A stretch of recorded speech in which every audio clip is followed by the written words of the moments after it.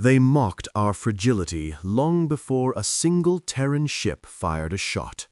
The Carvel Dominion had studied humanity from the void for decades, analyzing transmissions, decrypting old broadcasts, even intercepting fragments of our history scattered across the inner arm. To them, we were delicate bipeds, clinging to a single water-soaked world, short-lived and emotional, clever enough to build ships, but too mortal, too fragile, too inconsistent to ever pose a real threat.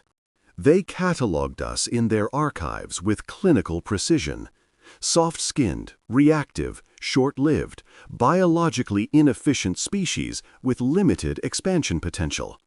And yet, despite every warning, their arrogance insisted on testing us. When the first Carvel survey fleet crossed Sol's outer boundary, their vessels glinted like polished daggers against the cold black. They did not arrive quietly. Their ambassadors transmitted messages to Earth and Luna in what they thought was benevolent instruction, a demonstration of superiority dressed in smiles. "Your species is fragile," they said. "It is best you accept stewardship." They assumed submission, believed compliance would be automatic. Humanity, in contrast, reacted not with anger or fear, but with meticulous focus.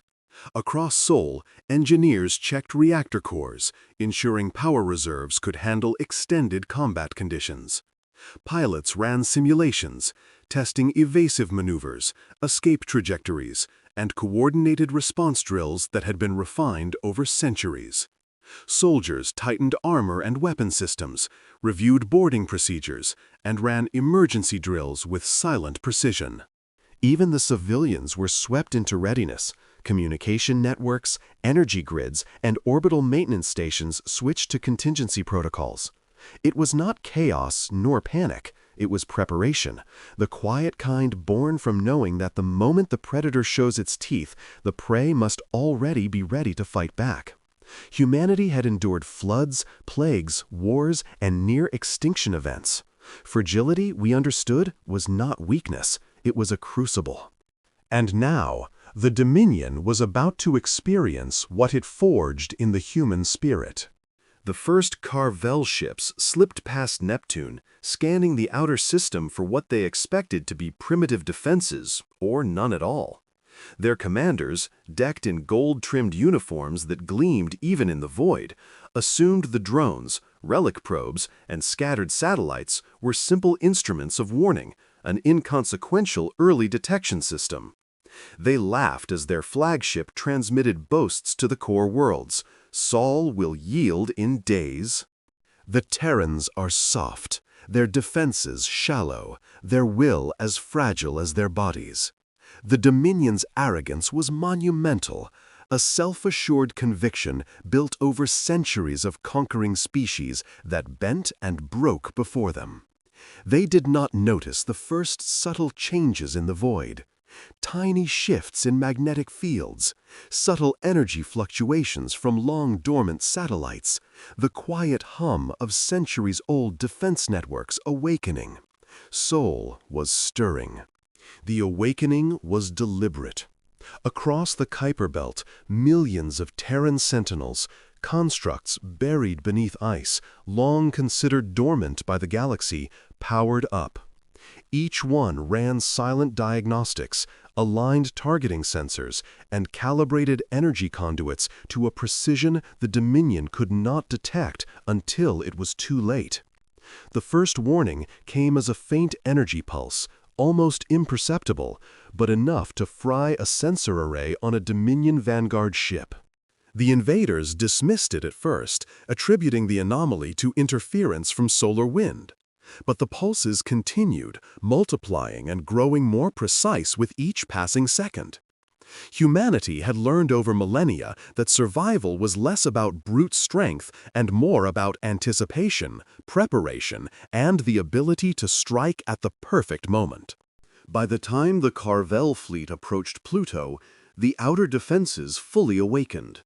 Drones rose from behind ice fields.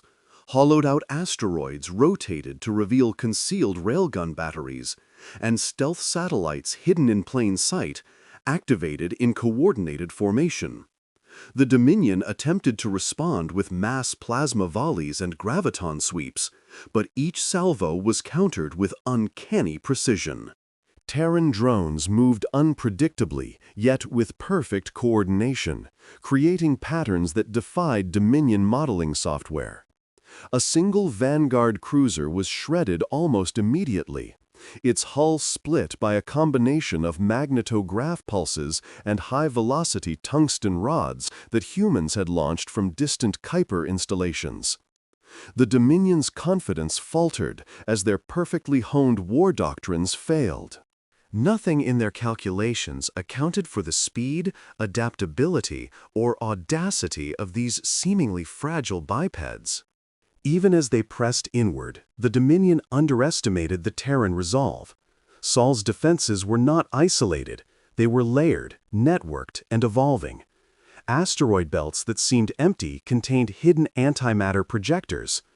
Ice fields that appeared harmless were aligned as kinetic traps. Long-abandoned satellites became precision strike platforms. Humanity had learned to anticipate catastrophe, to turn vulnerability into advantage. Every tool, every relic, every fragment of technology in the outer system had been designed not for show, but for survival against the worst the universe could deliver. And now it was all coming alive against those who believed themselves superior. The Dominion's arrogance blinded them to the most important factor. Terrans fight differently. We do not rely solely on raw power, on massive fleets, or on the oldest and largest weapons to dominate. We fight with cunning, with improvisation, and with a stubbornness that transforms weakness into lethal adaptability. As the Carvel flagship advanced past the orbit of Neptune, silent energy pulses from dormant Terran satellites overloaded its shields. Systems flickered, crew panic spread. And still, the invaders thought it was minor, a glitch, something temporary. They had not yet grasped the lesson that would define the battle ahead. Fragility is not absence of strength, it is the seed of it. And in Sol, that seed had grown into a weapon older than the Dominion had ever imagined. By the time the fleet reached the Kuiper Belt's edge, the first real casualties occurred. Not with warning, not with fanfare, but in precise, cold efficiency. One cruiser folded inward under a single magnetograph pulse. Another was shredded by a railgun battery concealed within a drifting ice moon. Panic, disbelief, and fear rippled through the Dominion ranks for the first time in centuries. Commanders shouted orders that could not be executed, strategies that were already obsolete. The Carvel had thought they were predators entering a fragile system. They had underestimated humanity, and the first lesson had already been delivered. Fragility is not weakness. Fragility is preparation. Fragility is endurance. Fragility, when forged by millennia of survival and sharpened by the unbreakable will to defend home, becomes something far deadlier than any Dominion weapon. And in that cold, silent outer darkness, Sol itself seemed to hum a warning. The Terrans were awake. The Dominion's first true shock came not from numbers, not from firepower, but from the precision of Terran strategy, honed over centuries of survival in environments that demanded ingenuity and courage. As the Carvel fleet pressed past the scattered ice and rock of the Kuiper Belt, the supposed relics of humanity's past defenses, satellites, automated mines, and what had seemed at first like inert debris, rose with coordinated purpose. The Dominion assumed these were primitive sensors or passive relics, harmless at best, until a small squadron of cruisers passed into range. Then, in an instant, they realized that each piece of debris, each satellite, each hidden drone was a weapon. Magnetograph pulses struck without warning, tearing through shields and hull plating with surgical precision. Carvel tactics, refined over a millennia of conquering lesser species, failed instantly against a force they had dismissed as fragile and primitive. The first cruiser's annihilation was nearly silent, a hollow implosion that left nothing but twisted metal and the faint glow of ruptured reactors. Shock rippled through the Dominion. Their formations wavered, shields flickered, and panic, previously foreign to a species accustomed to unquestioned victory, began to creep into their ranks. Every attempt at counterfire was anticipated. Terran drones moved in patterns impossible to predict, adapting instantaneously to plasma volleys, railgun salvos, and graviton sweeps. The outer defenses were a web, a trap designed not just to wound, but to teach. Ships attempting to retreat found themselves boxed in by hidden antimatter projectors and mines disguised as asteroids. Even the smallest probes, long considered useless remnants of an earlier Terran era, emerged from hiding places with deadly efficiency. Each strike was a reminder. Humanity had survived cataclysm after cataclysm not through sheer strength, but through intelligence, improvisation, and an unyielding will to endure. Vroreth Halvek, commander of the Vanguard, barked orders to his captains, insisting on retaliation, demanding that his fleet press forward. The Dominion had never failed in such an immediate and total way. Their tactics, their numbers, their technology, they were irrelevant here. The outer defenses were designed for one purpose: to delay, disrupt, and disorient until the true weight of humanity could be brought to bear. Halvak's arrogance, his belief in Dominion's superiority, became a liability as he watched one cruiser after another disintegrate under attacks that were almost invisible, almost unreal. Frantic communications echoed through the fleet, reports of sudden system failures, engines that cut out mid-flight, shields collapsing in seconds. It was not the raw power of Terran weapons that terrified them, but the cold, deliberate intelligence behind every strike. And yet the Dominion pushed onward, driven by doctrine and hubris. They had been taught that retreat was shame, that hesitation was dishonor. They advanced past the outer Kuiper defenses, into the fringes of the belt where Terran ingenuity had placed its deadliest assets. Hidden in the frozen crusts of dwarf planets, automated railguns and kinetic projectors rose like predators from their slumber. High-velocity tungsten slugs, launched at fractions of light speed, struck ships with lethal accuracy. Mines detonated with precise timing, their shockwaves slicing through shielded formations.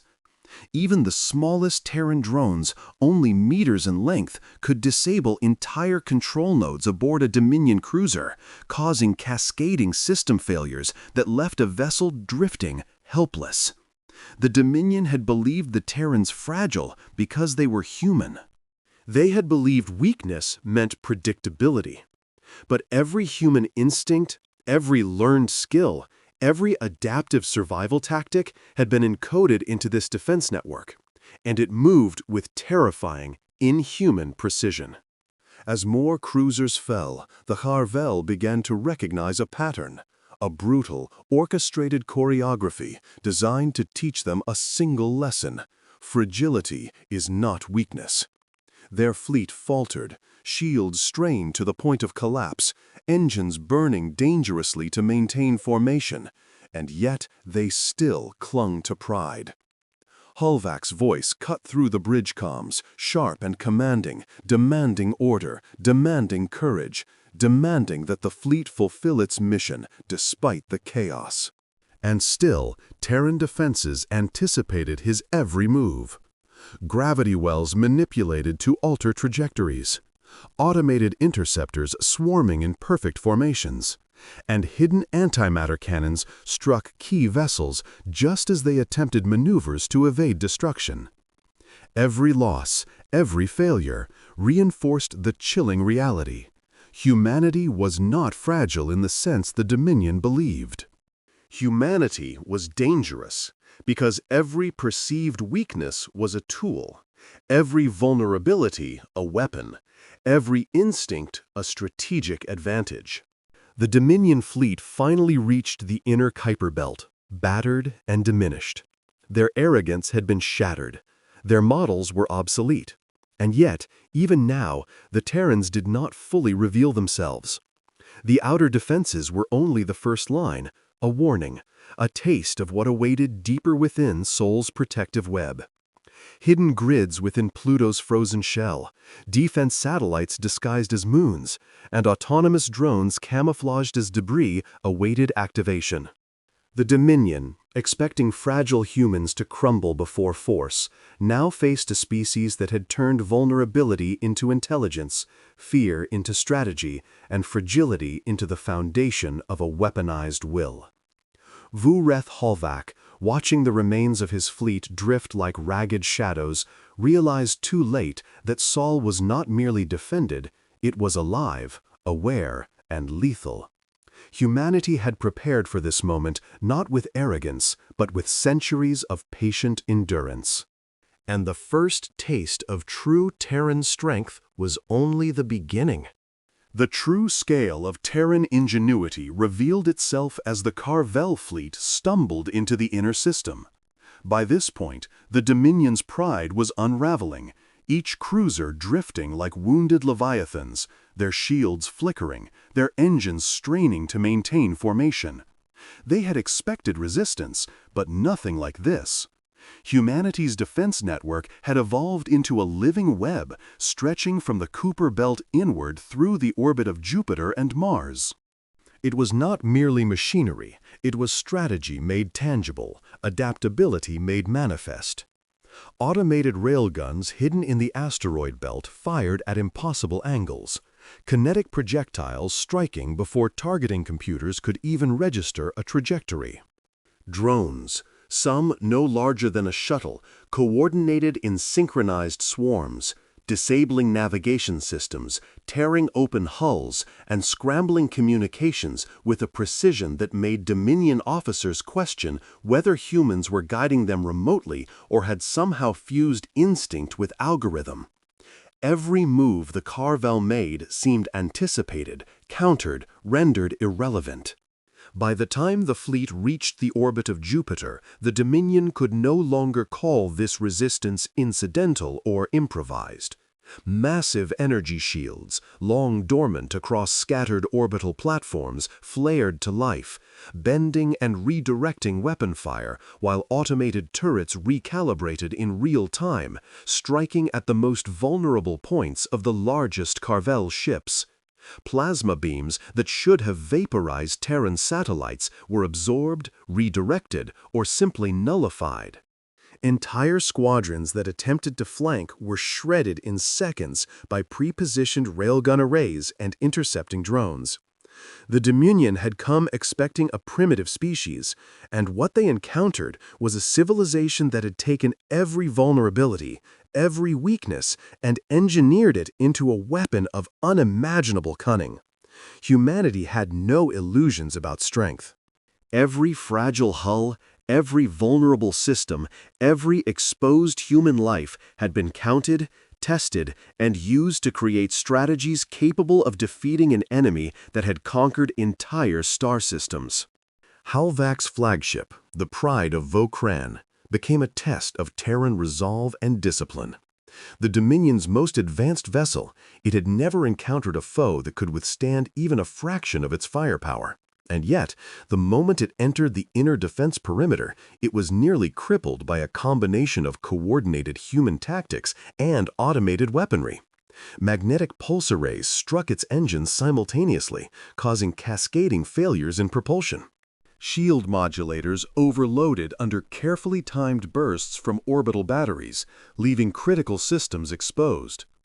Boarding drones deployed from hidden hangars breached the hull at points the Dominion had considered impossible to reach, disabling key control nodes and sending terrified crews scrambling through corridors turned alien by flames, smoke, and electrical fire.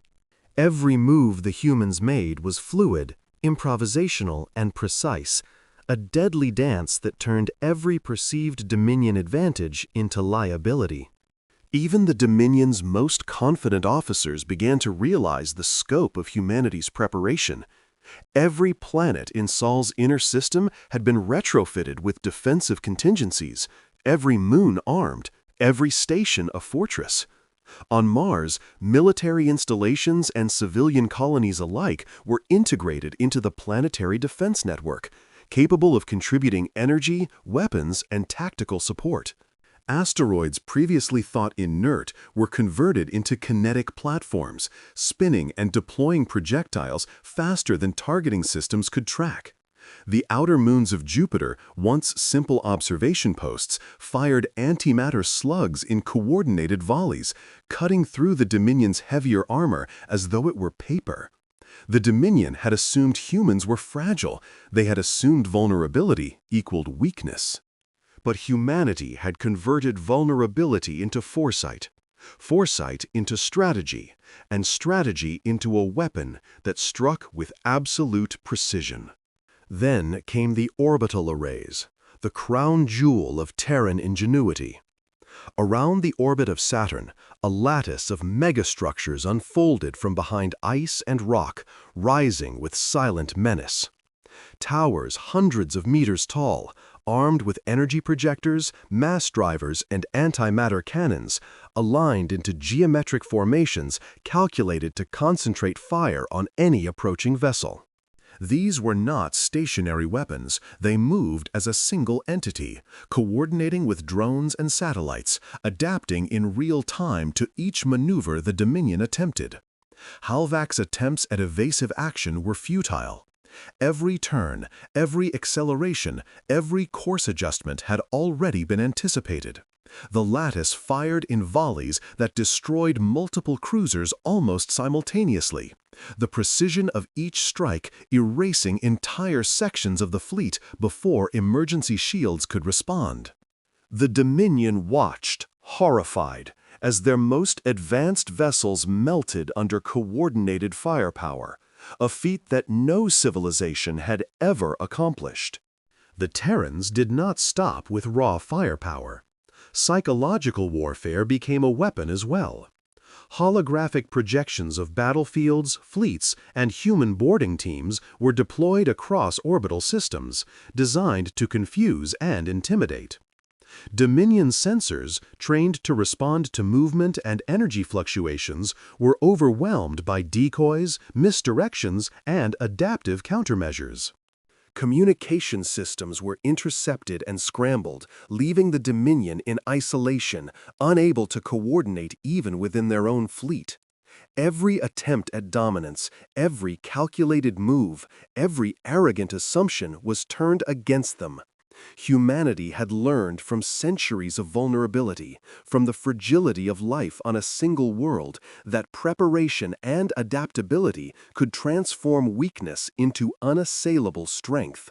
By the time the Carvel fleet reached the orbit of Saturn itself, the Dominion's pride had been shattered. They had believed in their supremacy, relied on their technology, and counted on the fragility of humanity to guarantee compliance. And yet, here they were, scattered, burning, helpless against a species they had dismissed. The Terrans had taken every weakness, every human limitation, and turned it into an advantage. Fragility had taught endurance. Endurance had taught ingenuity. Ingenuity had taught domination. The Carvel would never mock human weakness again. They had glimpsed true Terran strength, and it was unlike anything they could have imagined. Humanity did not fight because it was unbreakable. It fought because fragility had forged it into something unyielding, something deadly, something unstoppable. And the worst was yet to come. The Dominion, staggering from the relentless onslaught across the inner system, believed that retreat might offer reprieve. They had suffered catastrophic losses, seen entire cruisers evaporate under seemingly impossible fire, and realized their tactics, their planning, and their arrogance had all failed. They expected disarray, fear, and perhaps surrender, But humanity did not yield. Not now, not ever. Not when Sol itself had been violated. Every surviving Terran vessel, every orbital installation, every defensive lattice on Mars and the moons of Jupiter and Saturn began to synchronize into a single, terrifying network. This was no longer defensive. It was anticipatory, preemptive, and brutally efficient. The Dominion's remaining ships were caught in a web that expanded and contracted with the flow of battle, a system that had learned their every pattern, their every hesitation, and adapted in real time to counter it. The Terran line around Saturn was the apex of this orchestration. Automated platforms emerged from the rings, their immense kinetic cannons rising from shadows to fire in perfect unison. Railgun slugs, some kilometers in length, were accelerated to velocities approaching a fraction of light speed, capable of slicing through even the Dominion's heaviest hulls. Antimatter projectors, hidden for decades, activated simultaneously, targeting critical power conduits and shield generators with pinpoint accuracy. And yet, it was not mere firepower that defined humanity's supremacy in that moment.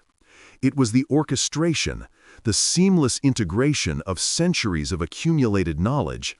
Every scrap of survival instinct, every improvisation turned into a weapon. Humanity had learned to endure annihilation and to turn that endurance into something lethal, almost impossible to predict, and far more dangerous than raw strength alone. Voreth Halvak's flagship, the pride of Vokran, became a symbol of the Dominion's hubris.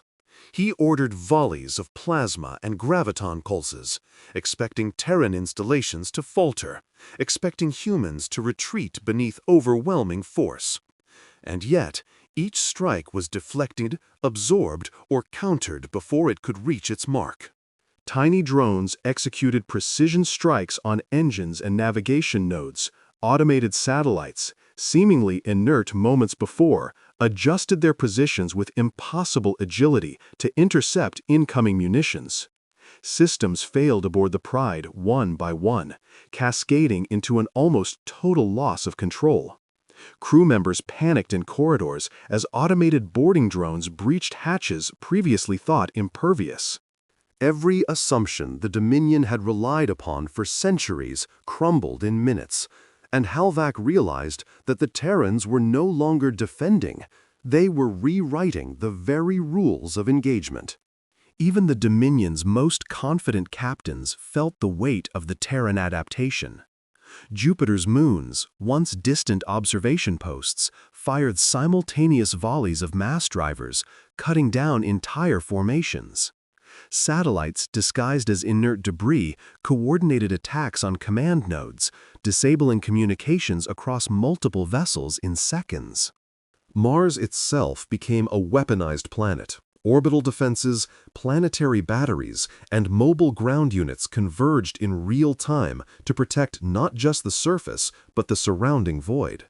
The Dominion had assumed fragility would equal predictability, that their overwhelming numbers would crush any attempt at resistance. They had been wrong. Humanity had learned that every limitation, every fragile human form, every weak point was a lesson in strategy. Weakness had been transformed into anticipation, vulnerability into offense, and every human instinct into a tool of war. The decisive moment came when the Dominion targeted Earth's moon with a planet cracker torpedo, assuming that shattering humanity's oldest outpost would break morale and force surrender. They did not anticipate what humans could do with desperation and unity. Every fleet, every station, and every orbital installation diverted energy into a single monumental shield projection. It flickered, groaned, and threatened catastrophic failure, yet it held. Engineers screamed as relays burned out and life support grids were redirected to sustain the generators. Pilots maneuvered through dense debris and the torpedo's trajectory to ensure the shield remained aligned. Civilians in orbit volunteered energy grids and manual control to support the fragile construct. The torpedo struck with the force of death incarnate, and the shield, bent and strained, absorbed the impact. The moon shuddered, lights flickered, but humanity had survived. The Dominion had anticipated defeat. They had prepared for attrition. They had not prepared for endurance. The singular, unyielding persistence of a species willing to risk annihilation rather than capitulate. The Carvel fleet scattered, disoriented and burning, unable to comprehend the scope of human resolve. The Terrans did not simply repel the attack, they transformed desperation into weaponry, weakness into precision, and fragility into unbreakable unity. Every system the Dominion had relied upon, every tactical assumption, every prediction of human failure was rendered obsolete. The Dominion fled not because humanity was invincible, but because we had mastered the art of surviving impossible odds and turning that survival into offensive power. As the smoke cleared and orbital defenses returned to standard operating protocols, a single truth became evident. The galaxy had misjudged humanity. We were fragile, yes, in the sense that our bodies broke and our worlds could be shattered. But our fragility was a crucible, forging a species capable of adaptation, improvisation, and unrelenting retaliation. And in the glowing aftermath around Saturn, as human fleets stabilized and planetary defenses realigned, the Dominion understood the truth too late.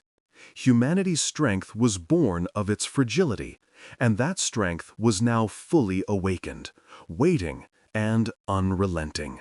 The Dominion fled, scattered across the void, leaving behind the wreckage of what they had once assumed was their superiority. Entire squadrons drifted, crippled, engines offline, life support failing, as Terran drones and orbital arrays systematically cataloged their destruction. Yet there was no celebration among humanity, not yet. There was only the careful tending of the wounded, the salvage of technology, the restoration of habitats, and the deep, deliberate acknowledgement that victory had been earned not by sheer firepower, but by the unity, courage, and ingenuity of a species forged in the crucible of fragility. Across Sol, humans moved with purpose. Engineers repaired shattered railguns and energy relays. Pilots returned from near-death missions, recalibrating sensors and propulsion systems for the inevitable next encounter. Soldiers, bloodied but unbowed, marched through debris-littered stations and planetary installations, each step a testament to their resilience. Every survivor understood the unspoken truth. The Dominion would return, and humanity had to be ready, not just to defend, but to strike, to shape the course of the next battle before the enemy could. The psychological impact on humanity was profound and unifying. On Earth, across sprawling metropolises and rural outposts alike, people watched the orbital feeds of Dominion retreats and Terran defenses standing resilient. There were cheers, yes, but more often there were silent moments of reflection. Families reunited, tears streaked with soot and sweat, and children, for the first time, saw the power of human courage on a scale previously imaginable only in myths. On Luna, civilians emerged from subterranean habitats, witnessing the shattered but still orbitally defended moon, understanding the stakes of the war that had come to their doorstep, and the extraordinary lengths their species had gone to preserve it. Mars, battered and bruised, still hummed with life, as engineers and soldiers worked side by side to reinforce the planet's defenses, knowing that survival was no longer merely local, but planetary, systemic, and existential. Even the outer colonies, on Ceres, Titan, and Europa, contributed supplies, manpower, and expertise, knitting the scattered outposts of humanity into a unified, unbreakable front. Humanity had always been dispersed, fragile in isolation, but the Dominion's aggression had shown that the species as a whole could be a singular, devastating force when united by purpose. And yet, this victory was only the beginning. Deep in orbital shipyards and hidden factories, the Terran response was swift and uncompromising. Dreadnoughts were rebuilt, retrofitted with lessons gleaned from the battle. Railguns were overclocked, shields enhanced, and AI-assisted coordination systems upgraded beyond anything previously deemed feasible. Scientists who had once worked on theoretical projects now poured every resource into practical weapons of survival, developing graviton projectors, energy lances, and boarding systems capable of overwhelming even the most formidable vessels. Terran engineers, soldiers, and tacticians collaborated in ways that would have seemed impossible under normal circumstances, each innovation tested in simulations designed to anticipate not just Carvel tactics, but the unpredictable responses of a species honed by fragility. Every destroyed ship, every near-fatal encounter, every human life risked in defense of the system became a blueprint for advancement. And humanity moved faster, sharper, and smarter than the Dominion had ever imagined possible. The strategic communications were as symbolic as they were practical. A single transmission was sent into the void, directed at the coordinates where the Dominion had vanished into slipspace. It contained no threats, no warnings, only evidence, footage of battle, of ships tearing through the enemy armada, of Terran boarding teams emerging victorious from bioships drenched in alien ichor, of civilians supporting fleets and planetary defenses with tireless courage.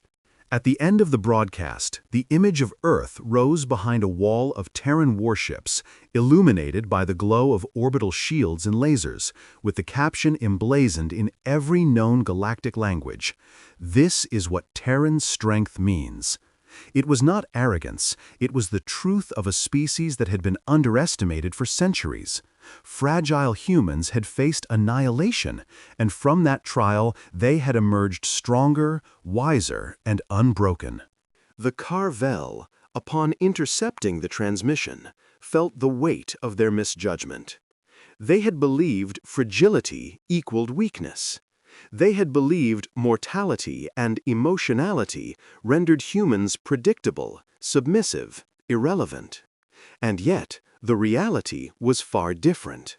Humanity had turned fragility into focus, vulnerability into strategy, fear into resolve.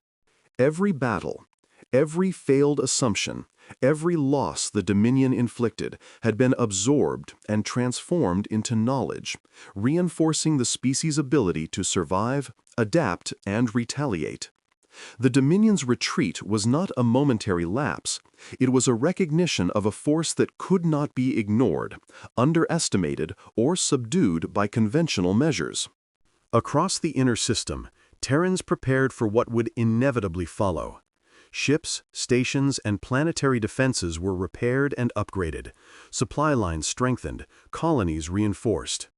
Humans, who had once been fragile in isolation, now moved as one species, coordinated, resilient, and prepared. The lessons of Sol's defense became doctrine, the stories of survival became legend, and the will to endure became weaponized. The galaxy would remember this moment, for it was not the first time humanity had been underestimated, and it would not be the last. Fragility, it seemed, was the crucible in which a truly indomitable species was forged. And as the Terran fleet resumed patrol across Sol, ready to anticipate the Dominion's return, one truth resonated across every battlefield, every moon, and every ship. They had mocked our fragility, and in doing so, they had awakened a strength they could never have imagined. A force that would not merely survive the stars, but dominate them. Humanity had risen, unbroken, unyielding, and more Terran than ever before.